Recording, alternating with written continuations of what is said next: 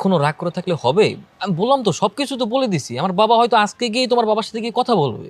রাগ করার কি আছে? আর যদি না বলে? কেন বলবে না? অবশ্যই বলবে। আমি বাবাকে সব বলে দিছি না। তাহলে আমি এখানে কি করছি?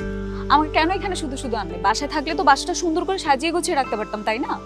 এই না না না, এখন এসব করার দরকার নেই। তাছাড়া আজকে তো বিয়ে হয়ে যাচ্ছে না, একটু সবুর করো, ধৈর্য ধারণ করো। আর দেখো আমি কিন্তু সব বলেই দিছি, তুমি কিন্তু পরে আমাকে দোষ দিতে পারবা না। এই যে কথায় কথায় কল কেটে দেবো, কেমন জানি শরম লাগতেছে। আমি তো চাচ্ছিলাম আর কয়েকদিন পরে বিয়ে করব, তোমার জন্যই তো পারলাম না। আর কয়দিন পরে বিয়ে করলে কি হতো শুনি? চাকরি করতাম, একটা ব্যবসা বাণিজ্য করতাম, নিজের পায়ে দাঁড়াতাম, তারপর না হয় বিয়ে শাদীর একটা চিন্তা ভাবনা করতাম। তুমি চাকরি পেয়ে নিজের পায়ে দাঁড়াবে সে অপেক্ষা যদি আমি থাকতাম, অতদিনে বাবা আমার অন্য জায়গায় বিয়ে দিত। আর আমার ছেলেই তখন নিজের পায়ে দাঁড়িয়ে যাবে, বুঝেছো? এই এই খবরদার, এই ধরনের ফাইজলামি কোনোদিনও করবে না আমার সাথে। অন্য জায়গায় বিয়ে হবে